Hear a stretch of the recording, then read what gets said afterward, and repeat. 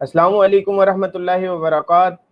गपशप विद मतानत हुसैन में मैं आपका होस्ट मतानत हुसैन एक बार फिर हाजिर खिदमत हूँ। आज हमारे साथ जो शख्सियत मौजूद हैं, पाकिस्तान का फ़ख्र हैं, एक बहुत बड़ा नाम है माइंड साइंसेज़ में। जी हाँ, जैसे कि आप उन्हें डिफरेंट मॉर्निंग शोज़ में देखते रहे हैं, सोशल मीडिया पे और दीगर जगहों पे उनके सेशंस को देखते रहे हैं। आज हमारे प्रोग्राम में आए हैं डॉक्टर मोइज़ हुसैन साहब। अस्सलाम वालेकुम डॉक्टर साहब। वालेकुम अस्सलाम जी। डॉक्टर साहब कैसे मिजाज गिराम? अल्हम्दुलिल्लाह, सबको सलाम। जो लोग इस वक्त लाइव देख रहे हैं उन सबको सलाम और सबको रमज़ान मुबारक। डॉक्टर साहब, करंट सिचुएशन कोविड-19 आप क्या समझते हैं कितना असर छोड़ेगा ये ह्यूमन साइकोलॉजिकली माइंडसेट पे? क्या असरात रह जाएंगे कोविड के जाने के बाद हमारे दिमागों में? बिस्मिल्लाहिर्रहमानिर्रहीम। देखिए जी, हम एक टर्म यूज़ करते हैं बीसी, बिफोर क्राइस्ट, और एक टर्म एडी होती है क्राइस्ट के बाद की। अब एक टर्म यूज़ होगी BC, before Christ, before corona, और एसी, आफ्टर करोना। करोना से पहले दुनिया और थी, करोना के बाद दुनिया बदल रही है, और जब ये कंप्लीट हो भी जाएगा तभी भी दुनिया बदलेगी। आप देखें इस वक्त हर शख्स, जवान हो, बूढ़ा हो, बच्चा हो, मर्द हो, औरत हो, गरीब हो या अमीर हो, उसके जहन में एक ही सवाल है, एक ही परेशानी है, क्या मुझे कोरोना तो नहीं हो जाएगा? ज़रा सी खांसी होती है, बदलता हुआ मौसम है, मगरिब में बहुत सारे मुल्कों में अभी भी ठंड है, पाकिस्तान में तो ठंड चली गई, जाने वाली है, कराची में तो ठंड नहीं है, मगर ज़रा सी खांसी हो, ज़रा सी ज़ुकाम हो, गले में दर्द हो, खुश्क खांसी आए, तो पहली थॉट ये आती है कोरोना। तो अब लोगों ने अपनी तरजीहात जितनी थी, किसी ने बिजनेसेस बढ़ाने थे, किसी ने क्या करना था, अक्सर इंसान को सिर्फ इस बात की फिक्र है कि मुझे अपने आप को बचाना है कोरोना से। तो अब दुनिया के अंदर कोरोना के बाद जब जिंदगी नॉर्मल हो जाएगी तभी भी लोगों की तरजीहात चेंज होगी, बहुत बड़ी चेंज होगी।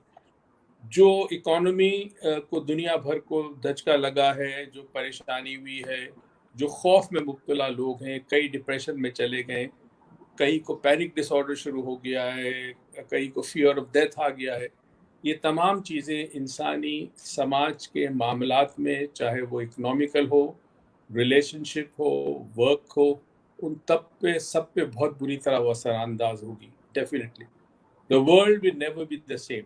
एक ऐसा झटका हमें मिला है कि शायद हमें अब वो वक्त है कि जब हम जागें कि हमने इस सरजमीन के साथ, इस दुनिया के साथ क्या किया। हम अपनी ज़िंदगी में, अपनी कामयाबी में इतने मगन हो गए कि हमने जो ज़िंदगी की बेसिक तरजीहात थी वो भुला दी। हमने पैसा वेपन पे डाला, न्यूक्लियर वेपन्स बनाने, ये करना है, मिसाइल बनाने। हम ये भूल गए कि सबसे पहली प्रायोरिटी हमारी सेहत होनी चाहिए। वो निज़ाम, अमेरिका जैसा मुल्क जिसमें बाज़ाहिर बहुत अच्छा निज़ाम है, वो भी फेल हो गया। तो दुनिया बदल गई और दुनिया बदल जाएगी। दुनिया बदल गई और दुनिया बदल जाएगी।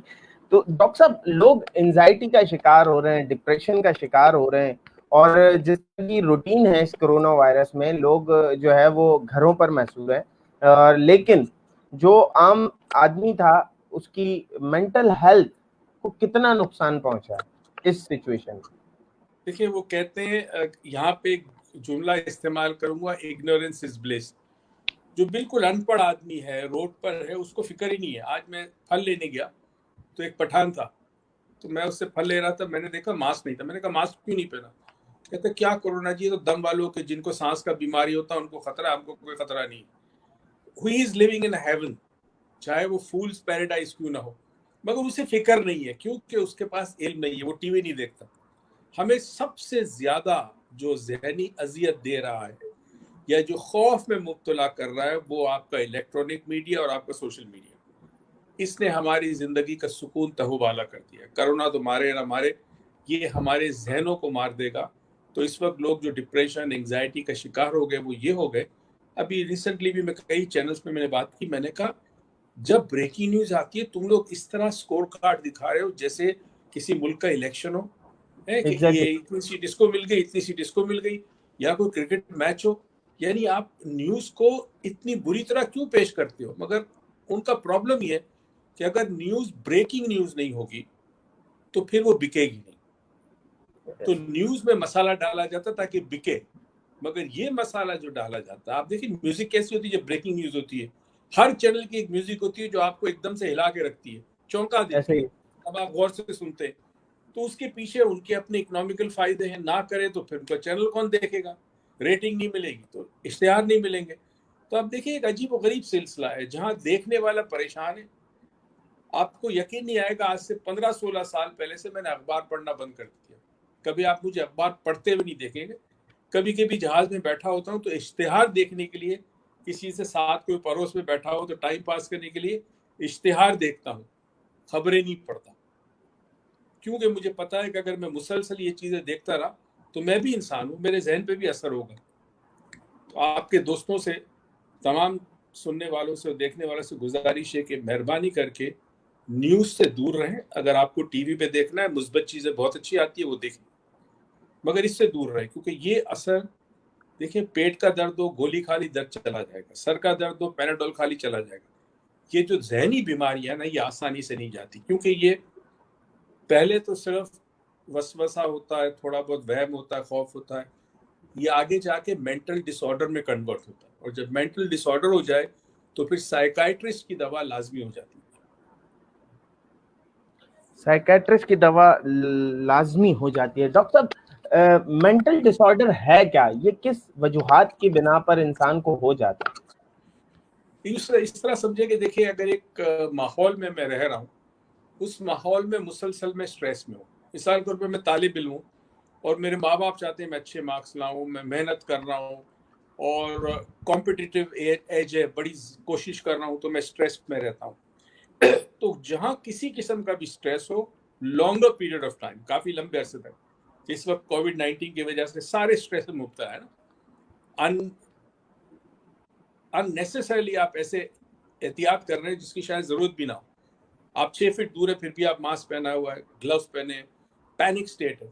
تو جتنا آپ سٹریس میں رہتے ہیں ہوتا، میں آپ کو اس کو اور طریقے سے سمجھاؤں، ہماری ایڈرینلن گلینڈ جو ہے وہ ایک ہارمون سیکریٹ کرتی ہے جب فائٹ اور فلائٹ رسپانس ہو. سٹریس میں نارملی 2 رسپانس کہتے ہیں، ایک تیسرا رسپانس ریسنٹلی ڈسکور ہوا، اسے کہتے ہیں فرائٹ، جم جانا، منجمد ہو جانا، بھاگ نہیں سکتے، ہاتھ پیر پھول گئے، وہ تیسرا رسپانس ہے. تو ہمیں سٹریس بہت دفعہ ہوتا ہے، آپ گاڑی چلا رہے، ایک بچہ گزرا، آپ نے بریک ماری، سٹریس بڑھا آپ کا، مگر وہ پھر نارمل ہو جاتا ہے آپ کا سٹریس لیول پہ.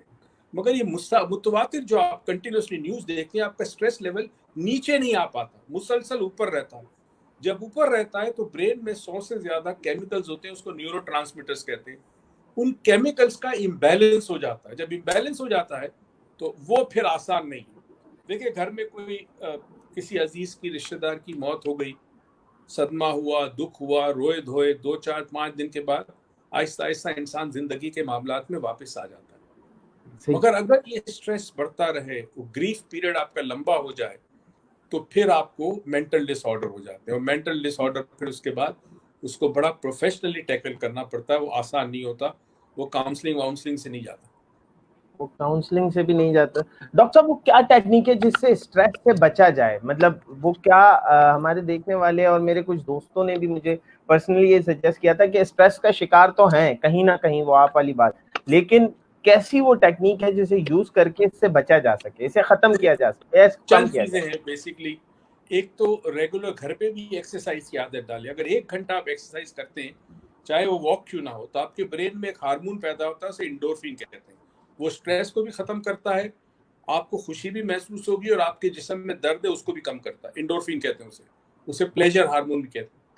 ایکسرسائز کریں. دوسرا یہ ہے کہ کچھ ایسی ایکٹیویٹی میں انوالو ہو جس میں آپ کو مزہ آئے، آپ انجوائے کریں. فار ایگزامپل، بچوں کے ساتھ کوئی گیم کھیلیں، کوئی مووی دیکھیں، کوئی کارٹون دیکھیں، کوئی اچھی کتاب پڑھیں، جس سے آپ کو لذت محسوس ہو، پلیجر محسوس ہو. پلیجر جب آپ کو ایکٹیویٹی کرتے ہیں تو پھر یہی پلیجر ہارمون پیدا ہوتے ہیں آپ کے اندر. بریدنگ ایکسرسائزز آپ کر سکتے ہیں. اس وقت آپ آن لائن پہ یوگا کے کچھ کورسز اویلیبل ہیں، ان کو گھر پہ کر کے کریں. سٹریس مینجمنٹ کے کوئی پروگرامز ہیں وہ کر لیں. تو ملٹیپل چیزیں آپ کرتے ہیں، کیونکہ سٹریس سے جان کبھی نہیں چھوٹ سکتی. اس لیے لفظ سٹریس کے ساتھ ہمیشہ مینجمنٹ آتا ہے، آپ کو مینج کرنا پڑتا ہے. فزیکل سٹریس ہوتا ہے، کوگنیٹو سٹریس ہوتا ہے، ایموشنل سٹریس ہوتا ہے، اسپرچل سٹریس ہوتا ہے. میں اپنے بھائی سے کہہ رہا تھا کل کہ میں نے اپنی زندگی میں ایسا رمضان نہیں دیکھا کہ جہاں پہ شام کو میں دیکھتا تھا افطاری میں رش لگتا تھا اور ایسا سنسان ہو گیا سب کچھ. وہ نمازیں مسجدیں آباد ہوتی تھی, مسجدوں میں لوگ نہیں ہے, تراویحوں میں لوگ نہیں ہے. تو ایسی میں نے اپنی زندگی میں ایسا کبھی نہیں دیکھا. خانہ کعبہ آپ کو پتا ہے کچھ دنوں کے لیے طواف بند ہو گیا تھا, مسجد نبوی بند ہو گئی تھی. تو اس میں کیا ہوتا ہے کہ سٹریس سے آپ بچ نہیں سکتے, سٹریس ہوگا ہی ہوگا. آپ نے سٹریس کو مینج کیسے کرنا ہے, تو مینج کرنے کے لیے کوئی ایسا کام جس سے آپ کو پلیجر ملے, خوشی ملے, تھرل ملے, ایکسائٹمنٹ ملے, وہ ضرور کریں. وہ سب سے بیسٹ ہے. دوائیوں سے زیادہ بہتر ہے. دوائیوں کی ضرورت اس وقت آتی ہے جب لیول بہت ہائی ہو جاتا ہے, اور پھر اس کے بعد آپ کو دوائیاں لینی پڑتی ہے. لیول بہت ہائی ہو جاتا ہے. ڈاکٹر صاحب, پی ٹی ایس ڈی اور او سی ڈی کیا ہے یہ؟ پی ٹی ایس ڈی جو ہے اسے کہتے ہیں post traumatic stress dis order. یہ ہوتا ہے کوئی واقعے کے کچھ عرصے کے بعد. جیسے امریکن افغانستان میں گئے, عراق میں گئے, اب دیکھیں اندر تو پھر بھی وہ انسان ہے نا. جب انہوں نے وہاں قتل و غارت کی اور جب واپس آئے تو اب ان کا ضمیر ان کو ملامت کرتا ہے, تو ان کو P T C S D ہو گیا. اسی طرح کوئی بہت بڑا سانحہ ہوا, ٹراما ہوا, اس وقت آپ اپنے اعصاب پر قابو پار کر اس سے گزر جاتے ہیں. کوئی ایکسیڈنٹ ہوتا ہے, کچھ ایسی چیز ہوتی ہے, کوئی قتل دیکھتے ہیں آپ, کچھ دنوں کے بعد یہ پوسٹ ٹرامیٹک ہے, یعنی ٹراما کے بعد ہوتا ہے یہ, اور یہ کنٹینیوسلی آپ کے تھاٹ میں چلتا رہتا ہے اور ایونچولی جا کے پھر آپ کی برین کیمسٹری کو بگاڑ دیتا ہے. او سی ڈی کہتے ہیں آبسیسو کمپلسیو ڈس آرڈر. اس کے آسان طریقہ یہ سمجھانے کا کہ وہم کی بیماری ہوتی ہے, اور کہتے ہیں حکیم لقمان کے پاس بھی وہم کا علاج نہیں تھا. ایک وہم ہوتا ہے جس میں ایک بات پر سوئی اٹک جاتی ہے کسی کی, جیسے بار بار ہاتھ دھونا, بار بار نہانا, چیزیں گندی ہے, نظر آتی ہے, ٹچ ہوتی ہے. اور یہ بھی بہت بری بیماری ہے کیونکہ اس کا علاج بھی آسانی سے نہیں ہوتا.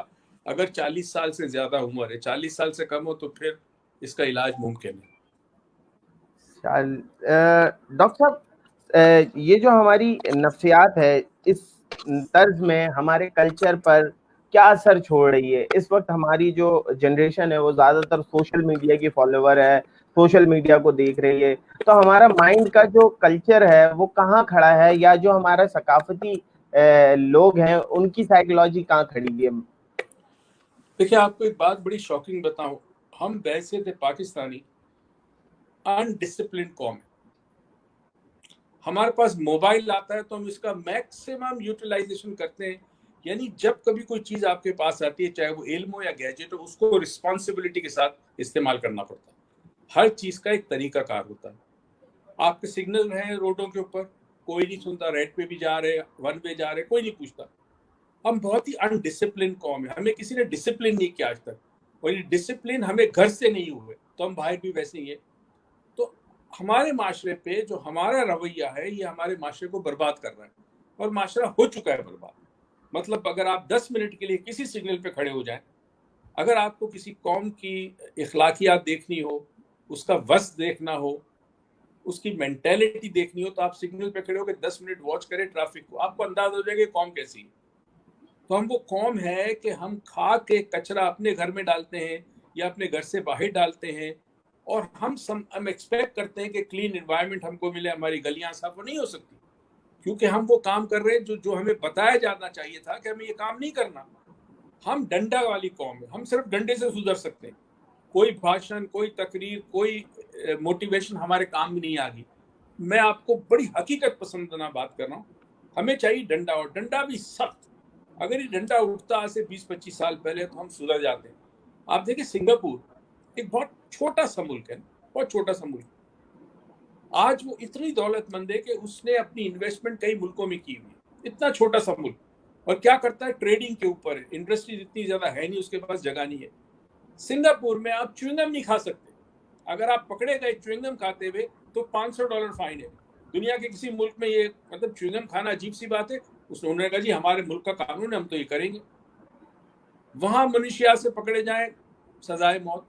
ہمارے ملک میں آم بک رہی ہوتی ہے, کالجز میں, یونیورسٹی میں, اسکول تک میں پہنچ رہی ہے, کوئی بولنے والا نہیں ہے. تو جب انفرادی اور مجموعی طور پر جب قوم کے اخلاق ایسا ہو اور قوم کا ڈسپلن ایسا ہو, تو آپ کیا ایکسپیکٹ کرتے ہیں معاشرے میں؟ برباد. مطلب میں نے اپنی زندگی کا ایک بہت بڑا حصہ اپنے ملک میں گزارا، میں باہر بھی رہا ہوں بہت عرصہ. میں نے پچھلے 30 سال میں بدتدریج حالات برے ہوتے دیکھے. دنیا میں حالات بہتر ہوتے ہیں، ترقی ہوتی ہے، سڑکیں بنتی ہے، صفائی زیادہ اچھی ہوتی ہے، لوگوں میں ایجوکیشن ہوتی ہے، سائنٹیفک ڈسکوری، سائنس میں بچے آگے جاتے ہیں. میں نے اخلاقی طور پر تنزل کا بالکل تنزل دیکھا ہے اس معاشرے کے اندر. 30 سال پہلے پھر بھی انسانیت تھی لوگوں میں، اخلاق تھا. آج مجھے وہ نظر نہیں آتا کہیں پر. ایک بچہ ایک بوڑھے کی بے عزتی کر سکتا ہے روڈ کے اوپر، گن پوائنٹ پہ چیزیں مطلب چھینی جاتی ہے، قاتل کے چہرے نظر آ رہے سی سی ٹی وی پہ، کوئی پکڑنے والا نہیں ہے، کوئی پوچھنے والا نہیں ہے. گندم غائب ہو جاتی ہے، چینی غائب ہو جاتی ہے. تو ہوا اب اس میں ہو گیا اس معاشرے میں کہ معاشرے میں جس کی لاٹھی اس کی بھینس. اگر تو آپ طاقتور ہیں تو آپ جی سکتے ہیں اپنی مرضی کی زندگی جو اس معاشرے میں جینا چاہے. اگر آپ کمزور ہیں تو پھر آپ کو غلام والی زندگی جینی پڑے گی. اور ہم عادی ہیں. میں اکثر یہ بھی سوچتا ہوں کہ اتنا ظلم ہو رہا ہے پچھلے 30 سالوں، قوم کھڑی کیوں نہیں ہوئی؟ سڑکوں پہ کیوں نہیں آتی؟ لیڈر نہیں ہے. نہیں، ایک اور چیز بھی ہے. جی ایک بڑی مشہور کہانی ہے. ایک بادشاہ بڑا ظالم تھا، نت نئے طریقے ڈھونڈتا تھا اپنی عوام پر ظلم کرنے. اب عوام عادی ہو گئی. اب بادشاہ کو مزہ نہیں آنے لگا. بادشاہ نے کہا کوئی نہ کوئی نیا طریقہ ڈھونڈو ان پہ ظلم کرنے کا. تو اس کے ایک وزیر نے یہ بتایا کہ بادشاہ سلامت صبح سویرے یہ سارے جو ہے وہ شہر سے باہر جاتے ہیں، باہر کھیت کھلیان مختلف چیزیں وہاں کام کرتے ہیں، پھر شام کو واپس آتے. ایک کام کریں، سپاہیوں کو کھڑا کر دے، جیسی وہ جائے سب کو ایک جوتا لگے. جی حکم شروع ہو گیا. سب کو روز صبح جاتے تھے ایک جوتا مارا جاتا تھا. اب بادشاہ انتظار کر رہا تھا کہ آئے دربار میں فریاد لے کر تو مجھے خوشی ہو. کوئی نہیں آیا. اب بادشاہ نے کہا کیا ہو گیا، یہ تو نہیں آ گیا. تو پھر ایک دوسرا حکم دیا کہ بھائی جاتے وقت بھی جوتا مارو، آتے وقت بھی جوتا مارو. اچھا، اب جو جوتے کھانے کے بعد بھی قوم بات نہ کرے، کوئی فریاد کرنے نہ آئے، چپ قوم. اب بادشاہ نے دیکھا اب تو مزہ نہیں آ رہا. اس نے سوچا ایک کام کرو، اب یوں کرو، جاتے وقت 2 مارو، آتے وقت 2 مارو. اب 2 جوتے لگنے کے بعد بھی بڑی عجیب سی بات کہ کوئی شکایت کرنے، کوئی فریاد کرنے، کوئی پروٹیسٹ کرنے نہیں آیا. آخر بادشاہ نے کچھ لوگوں کو سڑکوں سے پکڑ کے بلایا اپنے دربار میں. وہ کہا یہ بتاؤ کہ تمہیں جاتے وقت جو جوتے مارے جاتے، آتے وقت جو جوتے مارے جاتے، تو تم بولتے کیوں نہیں ہو؟ انہوں نے کہا جی ایک درخواست تو ہے ہماری آپ سے. اب بادشاہ خوش ہوا کہ ابھی یہ معاف کہیں بادشاہ معاف کر دو، جوتے مارنا بند کر دو. تو خوشی میں اس نے کہا کہ اچھا بتاؤ کیا چاہتے ہو. کہتا ہے بادشاہ سلامت آپ کے سپاہی کام ہے جوتے مارنے والے، زیادہ بڑھا دے تاکہ ہم جلدی سے باہر جائیں، جلدی سے اندر آئیں. یہ ہماری قوم کی حالت ہے. ہمیں 30 سال سے جوتے مارے جا رہے ہیں اور اب ہمارے اندر وہ جذبہ ہی نہیں رہا کہ ہم کھڑے ہو کر اپنے حقوق کے لیے لڑ سکیں. ختم ہو گئے. We are dead people. چلتے پھرتے ہیں مگر ہمارے میں زندگی ختم ہو گئی. ہم نے ناانصافیاں دیکھی، ہم چپ رہے. ہم نے بےایمانی دیکھی، چپ رہے. چور بازاری دیکھی، ملاوٹ دیکھی، ظلم دیکھا، چپ رہے. آہستہ آہستہ کیا ہو گیا کہ ہمارے اندر سے جو ایک اخلاقی جرت ہوتی ہے، بڑی امپورٹنٹ چیز ہے. اخلاقی جرت کا کسی مذہب سے تعلق نہیں ہے. ایگزیکٹلی سر. وہ ختم ہوگی. اخلاقی جو مورل کریج ختم ہو گیا، مورالٹی ختم ہو گئی آپ کی. تو اب آپ کیا کریں؟ بس دکھنے ہیں، افسوس کی بات ہے.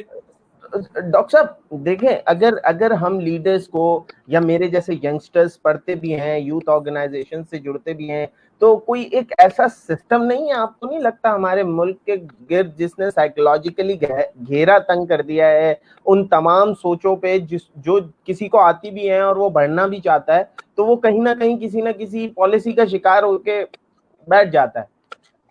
آپ کو نہیں لگتا؟ بالکل صحیح بات ہے. ویسٹڈ انٹرسٹ ہے. کیونکہ اگر آپ بیدار ہو گئے تو بہت سارے لوگوں کی حکمرانی ختم ہو جائے گی.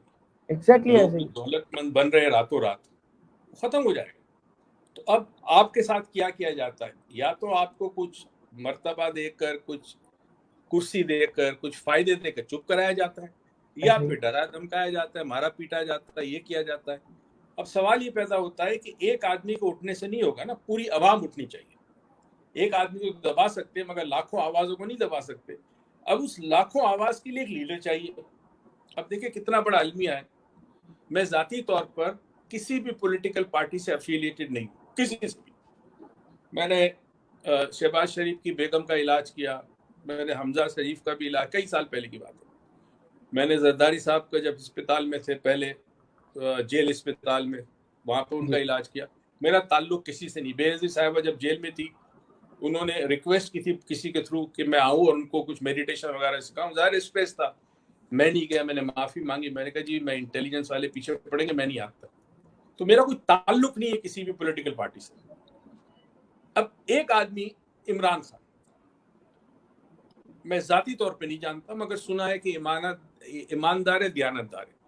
مگر مجھے بتائیے اگر ایماندار اور دیانتدار ہے بھی تو اکیلا کیا کرے گا؟ کچھ نہیں کر سکتا. ایگزیکٹلی ایسے ہی ٹیم.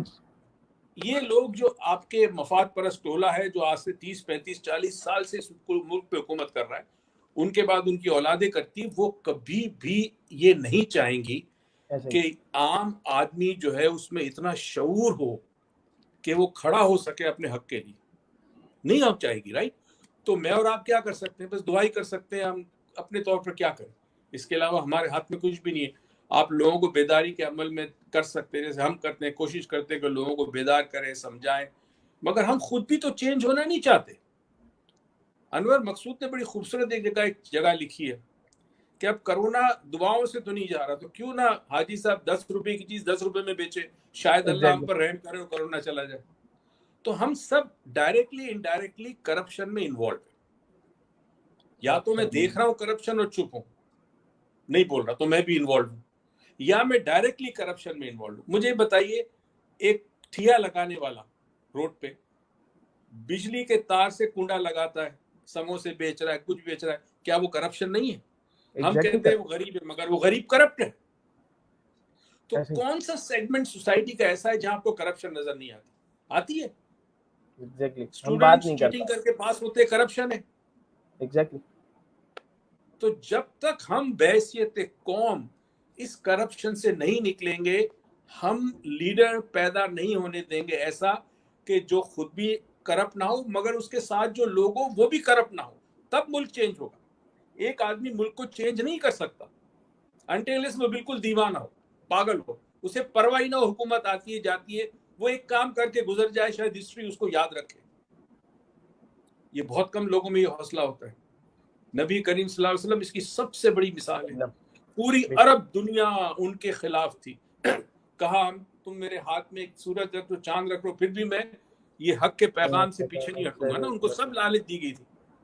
تو وہ ایک ہستی تھی, اب بہت عظیم ہستی تھی, اس جیسا کائنات میں کبھی کوئی انسان آیا نہیں, نہ کبھی آئے گا ان جیسا. اب ہم ان کو دیکھتے تو ہیں, مانتے تو ہیں, فالو نہیں کرتے. میں اکثر اپنے پروگرام میں کہتا ہوں کہ ہم اللہ کو مانتے ہیں مگر اللہ کی نہیں مانتے, اس میں بڑا فرق ہے. نبی کریم صلی اللہ علیہ وسلم کے لیے ہم بہت کچھ کریں گے مگر ان کی بات نہیں مانی جائے گی, اس راستے پہ نہیں چلتے جس راستے پہ وہ چلے. تو میرے خیال میں پیغام یہ ہونا چاہیے کہ جب تک ہم خود نہیں بدلیں گے معاشرہ نہیں بدلے گا. پہلے ہمیں خود بدلیں, اپنے گھر سے شروع کریں, اپنی ذات سے شروع کریں, اور پھر ہم ایکسپیکٹ کریں کہ پھر محلہ چینج اور شہر چینج. بالکل. ڈاکٹر صاحب خواب کیا ہے؟ خواب اور آج کی آپ کی جب یہ پوسٹ وغیرہ سوشل میڈیا پہ تھی تو بہت سارے دوستوں کے میسیجز آئے, اور لٹرلی آج میں نے بھی ایک خواب دیکھا جو میرے ساتھ کبھی نہیں ہوا. مطلب مجھے خواب آتے ہیں لیکن میں کبھی چیخ مار کر نہیں اٹھا, اور میں نے خواب میں کچھ اپنے دوست دیکھے, کولیگز دیکھے, اور ایک عجیب و غریب سی شخصیت دیکھی جس سے کے سامنے مطلب چیخ مار کے میری آنکھ کھل گئی. تو یہ خواب کا آنا کیا ہے؟ دیکھیے, پہلی تو بات ہے کہ خواب جو ہے وہ ایک عالم ہے. جس طرح ہم بیداری میں عالم ہے, نیند ایک عالم ہے, خواب بھی ایک عالم ہے. اس عالم میں جو اکثر خواب آتے ہیں وہ ترجمانی کرتے ہیں آپ کی زندگی میں خوف, وہم, ڈر, ناکامی, مایوسی, حسرت, پچھتاوے. یہ سب چیزیں آپ کے تحت شعور میں موجود ہوتی ہے اور یہ خواب کی شکل میں آتی ہے. کبھی کبھی کچھ لوگوں کو سچے خواب آتے ہیں, اس کو الہام کہتے ہیں. الہام وہ معلومات ہے جو اللہ کی طرف سے آپ کے قلب پہ, دل پہ ڈائریکٹلی آ جائے. اس کو الہام کہتے ہیں، وہ آ جاتی ہے لوگوں کو۔ اب اس کا سائنٹیفک یہ ایکسپلینیشن یہ ہے کہ ہر لمحے اسپیس میں براڈ کاسٹ ہو رہی ہے، جیسے وائی فائی ہے، جی جی کائنات کا ایک وائی فائی جو کنٹینیوسلی براڈ کاسٹ کر رہا ہے۔ کبھی کبھی خواب میں ہماری برین کی فریکوینسی ایک خاص لیول پہ جاتی ہے، ہر خواب میں نہیں، کبھی کبھی دوران خواب ایک خاص فریکوینسی پہ نیچے جاتی ہے۔ وہ فریکوینسی وہی ہے جو براڈ کاسٹ کی فریکوینسی سائنٹیفک ٹرمز میں۔ جب دونوں فریکوینسی ایک ہوتی ہے تو اس براڈ کاسٹ کی کچھ چیزیں آپ کو حالت خواب میں آ جاتی ہے، جو کہ سچا خواب جس کو ہم کہتے ہیں، جو 2 دن بعد، 3 دن بعد، 4 دن بعد سچ ہو جاتا ہے، ٹھیک ہے۔ تو کچھ لوگوں کو سچے خواب بھی آتے ہیں۔ اب خواب کی اپنی ایک دنیا ہے، اس کی اپنی تعبیر ہے۔ ہر خواب سچا نہیں ہوتا، ضروری نہیں صحیح ہو۔ اگر اس وقت آپ دیکھا جائے زیادہ تر پاکستان میں لوگ جو خواب دیکھ رہے ہیں وہ اسی قسم کے جو آپ دیکھ رہے ہیں۔ اس کے پیچھے کیا محرکات ہیں؟ کرونا کا ڈر، خوف، کسی کو سانپ نظر آ رہا ہے زیادہ، کسی کو چھپکلی، کسی کو موت نظر آ رہی ہے۔ یہ تمام چیزیں اس لیے آتی ہیں کہ خوف ہے۔ اب کبھی کبھی یہ بھی ہوتا ہے کہ جن کی اموات ہونی ہو ان کو اپنے خواب میں وہ افراد جو چلے گئے دنیا سے وہ نظر آتے ہیں، وہ ایک طرح سے کنیکشن ہونا شروع ہوتا ہے، جانے کی تیاری ہوتی ہے، اور جو جا چکے ہیں ان کے ساتھ آپ کا ایک کنیکشن بنتا ہے، وہ بھی خواب میں بنتا ہے۔ تو خواب میں نے کہا ایک عالم ہے، اس کو آپ درگزر نہیں کر سکتے، کوئی مذاق نہیں ہے، بہت ڈیپتھ ہے اس کے اندر۔ اور میں نے اس پہ بہت سالوں پہلے جیو پہ کئی پروگرام خواب کے نام سے کیے میں نے، اور ہمارے یہاں ہر خواب کی تعبیر پوچھنے لوگ بیٹھ جاتے ہیں، پلس خواب کے ذریعے آپ کو اگر استخارہ کرتے ہیں تو اس کا جواب بھی ملتا ہے، یعنی اللہ رہنمائی کرتا ہے آپ کی خواب کے ذریعے۔ پھر کچھ لوگوں کو خواب میں نبی کریم صلی اللہ علیہ وسلم کی زیارت نصیب ہوتی ہے، بے تو شک۔ وہ چونکہ رحمت للعالمین ہے تو خواب بھی ایک عالم ہے، اس وجہ سے وہ خواب میں آ سکتے ہیں آپ کے، اسی لیے میں نے کہا تھا خواب بھی ایک عالم ہے۔ تو بڑی انٹرسٹنگ تھیوری ہے، اب اس پہ بہت ساری چیزیں ہیں، ریسرچ ہے۔ میں نے بھی بند کر دیا تعبیریں بتانا، کیونکہ لوگوں نے مجھے پریشان کر دیا، میرے پاس صحیح۔ وقت نہیں ہوتا کہ میں تعبیریں بتاتا پھروں، پھر میرے اپنے پروگرامز چل رہے ہوتے ہیں لائیو، تو بہت ساری مصروفیت ہے، مگر یس ایک فیسینیٹنگ ٹاپک ہے یہ۔ ٹھیک۔ ڈاکٹر صاحب کتنے قسم کے مائنڈز ہوتے ہیں، مطلب active mind, inactive mind, اس کی کتنی مثالیں، اور ہم کیسے جج آؤٹ کر سکتے ہیں ایک اسٹوڈنٹ یہ ایکٹیو ہے، یہ ایکٹیو نہیں ہے، یا یہ ایک انسان ایکٹیو ہے، یہ پرو ایکٹیو ہے؟ نہیں، کہا جاتا ہے کہ 6 قسم کے ہوتے ہیں، اس میں ایک اسٹوپڈ مائنڈ ہوتا ہے، ایک گراس اوپر مائنڈ ہوتا ہے، ایک اسٹل مائنڈ ہوتا ہے، ایک ون پوائنٹڈ مائنڈ ہوتا ہے، ایک آبسیسڈ مائنڈ ہوتا ہے۔ اس کا مطلب یہ ہے کہ آپ کی زندگی میں جو کچھ ہو رہا ہے وہ آپ کے ذہن کو تبدیل کرتا رہتا ہے، یعنی سوچ کو تبدیل کرتا رہتا ہے۔ جو سب سے اعلیٰ قسم کا مائنڈ ہے اسے ون پوائنٹڈ مائنڈ کہتے ہیں۔ یہ عام زندگی میں آپ کو بڑا کام آتا ہے، یعنی فوکسڈ ہونا، جو اپنے مقصدیت کی طرف ہو، نہ دائیں دیکھیں نہ بائیں دیکھیں، بالکل اپنے مقصد کو حاصل۔ نیپولین فار ایگزامپل تھا، ہٹلر فار ایگزامپل تھا، سب سے بڑی مثال نبی کریم صلی اللہ علیہ وسلم کی، ایسا چلو مائنڈ اللہ۔ نہیں دیکھا کہ جہاں فوکس تھے اور نہ کچھ نہیں ہوا، انہوں نے وہ اچیو کر لیا جو اللہ تعالیٰ نے ان کو ذمہ داری دی تھی۔ اب یہ تو وہ مائنڈ ہے جو زندگی میں کام آتے ہیں، دنیاوی علوم کے حوالے سے، دنیاوی رویے کے، دنیا کے کام کے حوالے سے۔ مگر جب مائنڈ کام کرنا بند کر دے تو وہ ایک بڑا کمال کا سٹیج ہوتا ہے، اسے کہتے ہیں اس کو میں اس طرح سمجھاؤں، نو تھاٹ، یعنی ذہن تو ہے مگر وہ سوچ نہیں رہا۔ جب ذہن سوچنا بند کر دیتا ہے تو وہ نظریات بنانا بند کر دیتا ہے۔ دیکھیں نا، میں آپ کے سامنے بیٹھا ہوں، میں آپ کو دیکھ رہا ہوں، اب آپ کو دیکھ رہا ہوں تو میرے جو اپنے پرسیپشنز ہیں اس سے میں آپ کو جج کرنے کی کوشش کروں گا، اور یہ بڑا مشکل ہے کہ میں نہ کر سکوں۔ ہم ہر چیزوں کو وزن کرنا شروع کرتے، جج کرنا شروع کرتے۔ اس میں بری نیت نہیں ہو مگر کوگنائز ہونا شروع ہوتا ہے۔ جو بھی انفارمیشن آنکھ کے ذریعے، کان کے ذریعے، ناک کے ذریعے، زبان کے ذریعے، ہاتھ کے ذریعے برین کو جاتی ہے، برین اس کو پروسیس کرتا ہے، اس کو کہتے ہیں پروسیس آف کوگنیشن کہتے ہیں۔ جب یہ کوگنیشن کا پروسیس بند ہو جاتا ہے تو مائنڈ اپنی اصل حالت میں آتا ہے، وہ حالت میں کہ جب وہ ماں کے پیٹ میں تھا، نہ غم نہ خوشی، نہ دن نہ رات، نہ بھوک کی فکر نہ پیاس کی فکر، ایک ایسی کیفیت میں کہ جیسے ماں کے پیٹ میں ہو، وہ مائنڈ، اس کو ارسٹڈ اسٹیٹ آف مائنڈ کہتے ہیں۔ یہ انبیاء کرام جب عبادت کرتے ہیں، نبی کریم صلی اللہ علیہ وسلم جو غار ہرا میں جاتے تھے، یہ میرا اگین گمان ہے کہ وہ ارسٹڈ اسٹیٹ آف مائنڈ ہوتا ہوگا جب انسان اور رب کے درمیان کوئی دوسری چیز حائل نہ ہو، عبادت کے لحاظ سے، عبادت اسی کے کو میڈیٹیشن کہتے ہیں، آگے جا اسی کے کو اس کو میڈیٹیشن کہتے اسی میڈیٹیشن کہتے ہیں. ڈاکٹر صاحب ہم اپنے مائنڈس کو ایکٹیو کس طرح سے بنا سکتے ہیں؟ اپنے مائنڈ کے اندر وہ کیا ٹیکنیکس ہیں جس سے ہم جو ہے وہ انزائٹی سے بچ جائیں اور دیگر اس طرح کی جو چیزیں ہیں جو کچھ اور غلط شرارتیں یا کچھ بھی مائنڈ میں آتی ہیں، کیسے وہ کیا ٹیکنیکس ہیں جنہیں ہم یوز کر کے؟ دیکھیں، کپڑے پہ داغ لگ جائے تو بتائی جا سکتی ہے کہ فلاں سے دھو لو. مائنڈ کے لیے ٹپ نہیں ہو سکتی، یعنی سیکھنا پڑتا ہے. اسٹڈی، ڈاکٹر بننے کے لیے آپ کو یونیورسٹی جانا پڑتا ہے، 5 سال پڑھنا پڑتا ہے جب آپ ڈاکٹر بنتے ہیں نا. مائنڈ کو سیکھنا اس سے بھی زیادہ مشکل کام، اس سے بھی لمبا عرصہ لگ سکتا ہے. صوفیاء کرام کے پاس جب لوگ جاتے تھے تو زندگیاں گزارتے، 20 سال سنگت میں رہتے تھے، صحبت میں، تب جا کے مائنڈ سمجھ میں آتا تھا، اس کا کنٹرول سمجھ میں آتا تھا. تو یہ اتنا آسانی، بس یہ سمجھ لیں عام لوگوں کے لیے کہ اپنی زندگی کے مقصد کو لکھ لیا کریں، ڈیلی کے روٹین کو لکھ لیں. جب لگے کہ کیفیت بے چینی کی آ رہی ہے تو گھر سے باہر نکل جائے، نہیں نکل سکتے تو کوئی ایسا کام کرے جس میں آپ کا دل لگے، تو وہ بے چینی وقتی طور پر بند ہو جائے گی. مگر میرا ایک ٹیچر کہا کرتا تھا کہ اگر کوئی شخص میرے پاس آ کے کہے کہ یہ پہاڑ میں اپنے کندھے پہ اٹھا سکتا ہوں تو شاید میں یقین کر لوں، مگر اگر وہ مجھے کہے کہ میں اپنے مائنڈ کو کنٹرول کر سکتا ہوں تو میں یقین نہ کروں. یہ اتنا مشکل کام ہے مائنڈ کو کنٹرول کرنا، اپنے مائنڈ کو. تو میرے خیال میں جو نوجوان آپ کے دوست وغیرہ جو پروگرام دیکھتے ہیں، آپ کا شو دیکھتے ہیں، ان سے گزارش یہ کہ اپنی زندگی کو ایک مقصد عطا کر دیں اور اس کو لکھ لیں، اور لکھنے کے بعد اس کو رات کو سونے سے پہلے کچھ دیر تک ریپیٹ کریں اس مقصد کو. اردو انگلش جس میں بھی آپ نے لکھنا ہو اس کو ریپیٹ کریں، اس کو افرمیشنز کہتے ہیں. جتنی رات آپ ریپیٹ کرتے جائیں گے ایونچولی وہ آپ کے سب کانشیس تھاٹ کا پیٹرن بن جاتا ہے. پھر آپ کو شعوری طور پر آپ ایکٹیو ہو نہ ہو، کوئی دوسرا کام کر رہے ہو، آپ کا مائنڈ ہمیشہ اس چیز کی طرف راغب کرے گا لاشعوری طور پر آپ کو کہ جو آپ نے مقصد زندگی کا بنایا ہے.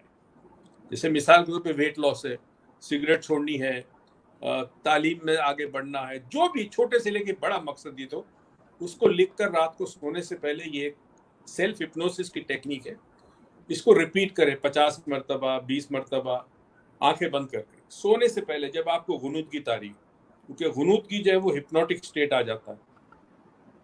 تو اگر آپ یہ کریں گے تو ایونچولی چند دنوں میں آپ دیکھیں گے کہ آپ اپنے مقصد کی طرف جا رہے ہیں. اور جب یہ جملہ لکھے تو اس میں نیگیٹو کونوٹیشن نہ ہو. For example I will not fear, یہ ناٹ فیئر نہیں لکھیں گے کیونکہ آپ کا برین جو ہے وہ ناٹ کو پروسیس نہیں کرے گا، فیئر کو پروسیس کرے گا، تو آپ کو اور زیادہ خوف ہو جائے گا.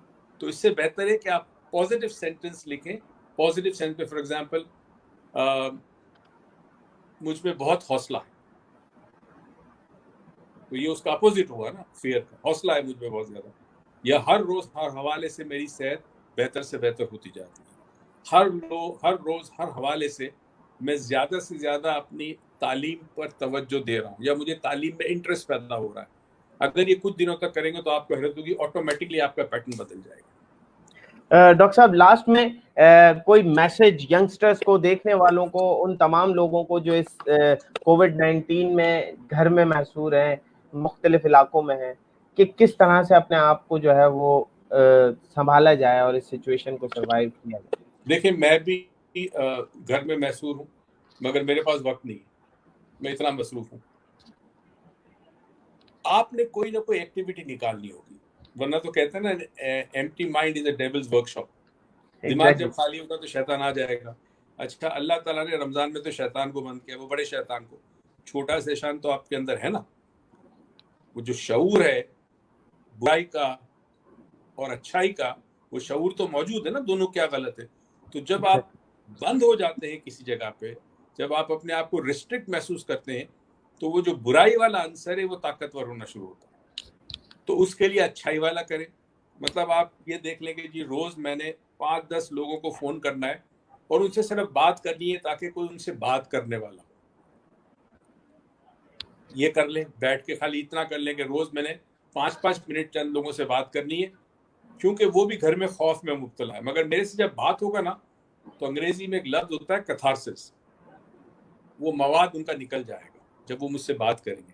تو کوئی بات کرنے والا ہو تو اس طرح اگر آپ اپنے وقت کو ڈیوائڈ کر لیں، ڈسٹریبیوٹ کر لیں تو بڑا پروڈکٹیو ہو جائے گا. اور ایک اور آپ کے پروگرام کے توسل سے ہم منگل، جمعرات، ہفتہ اور اتوار، یہ دن یاد رکھیے گا، منگل، جمعرات، ہفتہ اور اتوار، ہفتہ، اتوار، منگل، جمعرات، 10:30 بجے فیس بک پہ اور یوٹیوب پہ جو ہمارا چینل ہے اس پہ ہم 1 گھنٹے کا سیشن کرتے ہیں. کوئی بھی آ سکتا ہے. اس میں ہم آدھا گھنٹہ مختلف سوالات کے جواب، جس کا تعلق دین سے ہے، روحانیت سے ہے، نفسیات سے ہے، زندگی کے معاملات سے ہے، اس پہ میں سوال کا جواب دیتا ہوں. میری بیٹی میرے ساتھ ہوتی ہے. اور پھر آخری 15 منٹ ایک خاص مراقبہ کرتا ہوں. وہ میڈیٹیشن آپ کو ایک ایسا ایکسپیرینس دے گی جو آپ نے کبھی سوچا نہیں. تو یاد رہے، یہ نہ سوچے کہ یہ مراقبہ میڈیٹیشن 50-60 کی عمر والوں کے لیے، یہ بچوں سے شروع ہونا چاہیے. تو 10:30 بجے میرے فیس بک پہ پیج پہ اور میرے یوٹیوب پہ لائیو ہوتا ہوں. اور منگل، جمعرات، ہفتہ، اتوار ان کو بتا دیجیے گا جوائن کرے. جی مجھے بڑی خوشی ہوگی آپ کے نوجوان شامل ہو. تو جی بہت تھینک یو سو مچ سر، آپ نے اپنی مصروفیات میں سے مجھے وقت دیا، مجھے ادنا سے ایک اسٹوڈنٹ کو. اور ایک بار پھر میں آپ کا شکریہ ادا کرتا ہوں کہ آپ میرے اس پروگرام میں میرا حصہ بنے. اینڈ انشاءاللہ نیکسٹ ٹائم پھر لوٹیں گے ایک اچھے سے خوبصورت کے گیسٹ کے ساتھ اور ڈسکس کریں گے ایک خوبصورت ٹاپک. تب تک کے لیے اپنا بہت خیال رکھیے گا. اللہ آپ کا حامی و ناصر.